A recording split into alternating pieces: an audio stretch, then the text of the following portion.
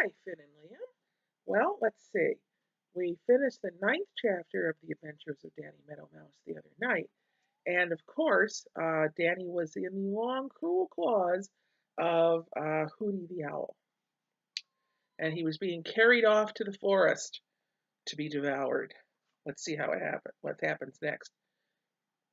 Hold on. I've got I've got Saoirse Kitty here again. Come here.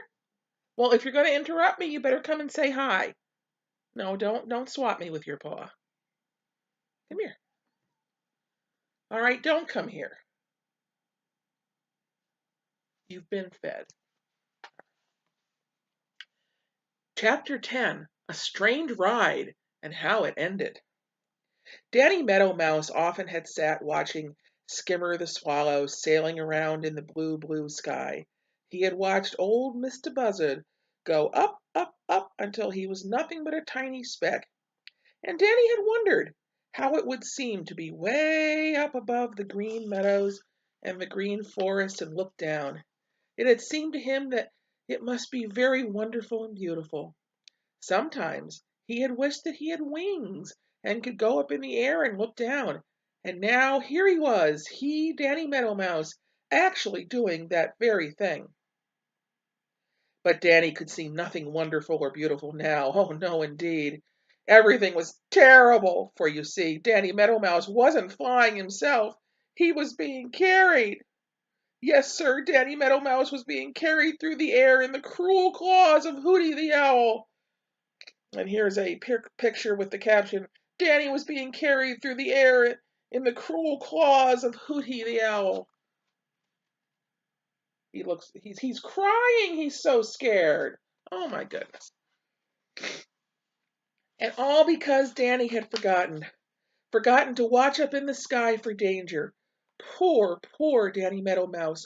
Hooty's great cruel claws hurt him dreadfully, but it wasn't the pain that was the worst. Oh, no, indeed, it wasn't the pain. It was the thought of what would happen when Hooty reached his home in the green forest, for he knew that there Hooty would gobble him up, bones and all.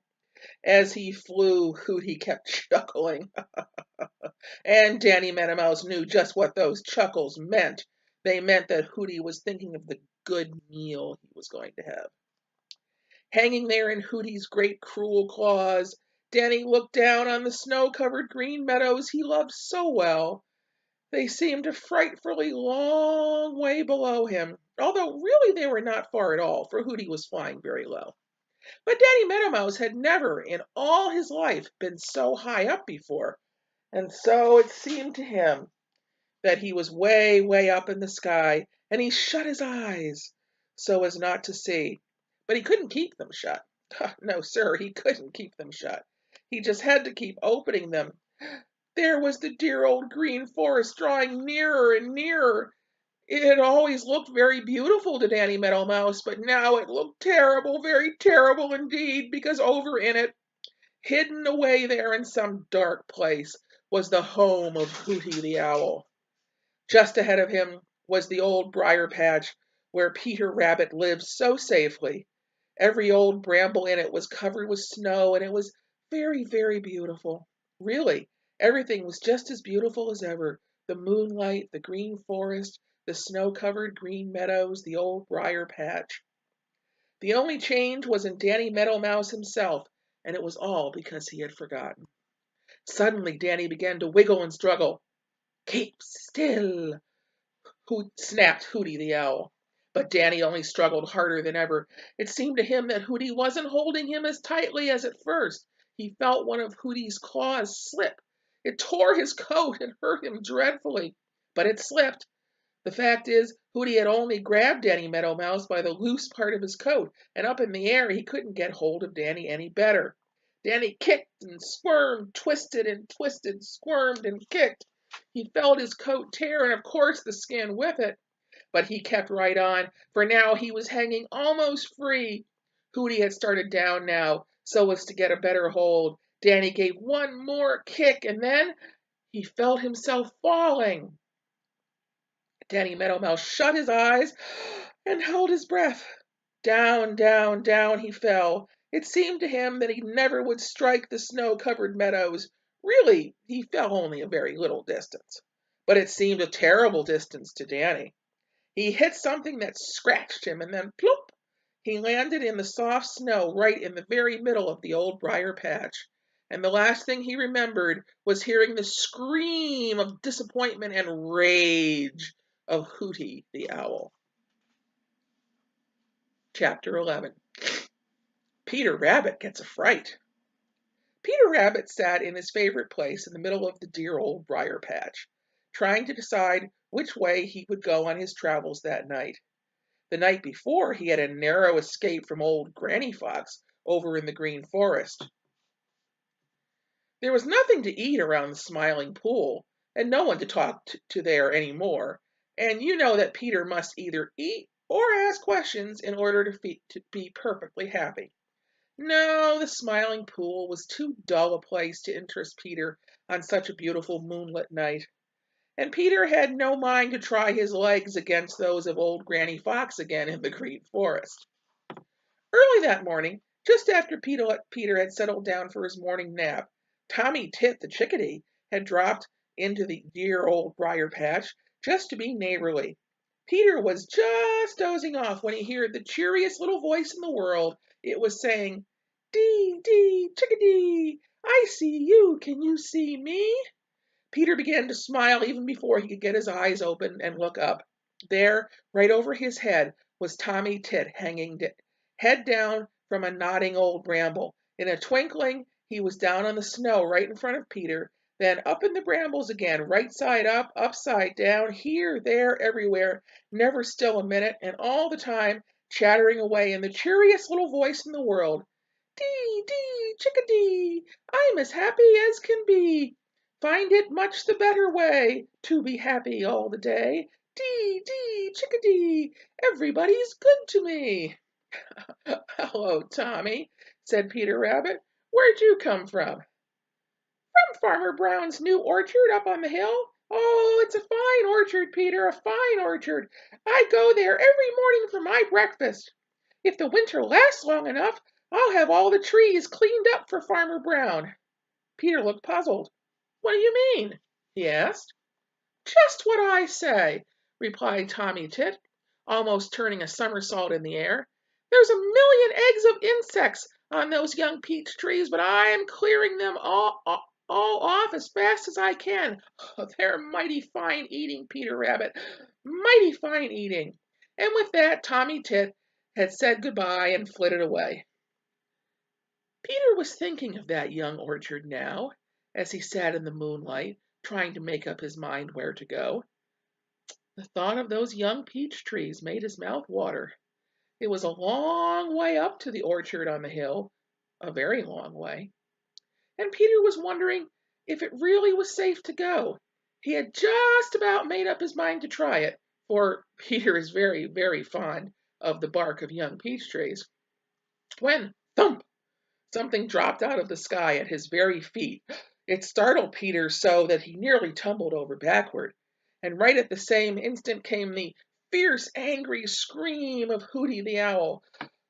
That almost made Peter's heart stop beating, although he knew that Hooty couldn't get him down here in the old briar patch. When Peter got his wits together and his heart didn't go so jumpy, he looked to see what had dropped so close to him out of the sky. His big eyes grew bigger than ever, and he rubbed them to make sure that he really saw what he thought he saw. Yes, there was no doubt about it. There at his feet lay Danny Meadow Mouse. Chapter 12. The Old Briar Patch Has a New Tenant. Danny Meadow Mouse slowly opened his eyes and then closed them again quickly, as if afraid to look around. He could hear someone talking. It was a pleasant voice, not at all like the terrible voice of Hooty the Owl, which was the very last thing that Danny Meadow Mouse could remember. Danny lay still a minute and listened. "Why, Danny Meadow Mouse, where in the world did you drop from?" asked the voice. It sounded like, why, very much like Peter Rabbit speaking. Danny opened his eyes again. It was Peter Rabbit. "Where am I?" asked Danny Meadow Mouse in a very weak and small voice. In the middle of the dear old briar patch with me, replied Peter Rabbit. But how did you get here? You seemed to drop right out of the sky. Danny Meadow Mouse shuddered. Suddenly he remembered everything, how Hooty the Owl had caught him in great cruel claws and had carried him through the moonlight across the snow-covered green meadows, how he had felt Hooty's claws slip and then had struggled and kicked and twisted and turned until his coat had torn and he had dropped down, down, down until he had landed in the soft snow and knocked all the breath out of his little body. The very last thing he could remember was Hooty's fierce scream of rage and disappointment. Danny shuddered again. Then a new thought came to him. He must get out of sight. Hooty might catch him again. Danny tried to scramble to his feet. Ouch! Ow! Ow! Groaned Danny and lay still again.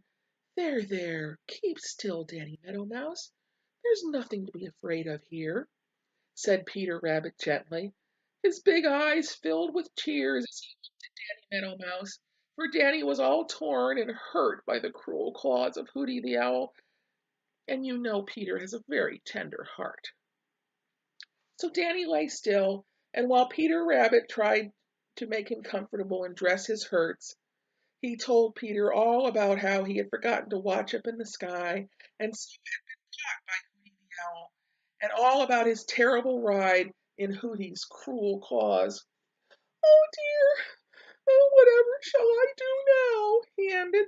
However shall I get back home to my warm house of grass, my safe little tunnels under the snow, and my little store of seeds in the snug hollow in the old fence post? Peter Rabbit looked thoughtful. You can't do it, said he. You simply can't do it. It is such a long way for a little fellow like you that it wouldn't be safe to try. If you went at night, Hooty the Owl might catch you again. If you tried in daylight, old Roughleg the Hawk would be almost sure to see you. And night or day, old Granny Fox or Reddy Fox might come snooping around, and if they did, they would be sure to catch you. I tell you what, you stay right here. The dear old briar patch is the safest place in the world. Why, just think, here you can come out in broad daylight and laugh at Granny and Reddy Fox and at old Roughleg the Hawk, because the good old brambles will keep them out if they try to get you. You can make just as good tunnels under the snow here as you had there, and there are lots and lots of seeds on the ground to eat. You know, I don't care for them myself. I'm lonesome sometimes living here all alone. You stay here, and we'll have the old briar patch to ourselves. Danny Meadow Mouse looked at Peter gratefully. I will, and thank you ever so much, Peter Rabbit, he said. And that is how the dear old briar patch happened to have another tenant. And here's a nice picture with the caption, I tell you what, you stay right here, said Peter, as he's talking to Danny Meadow Mouse.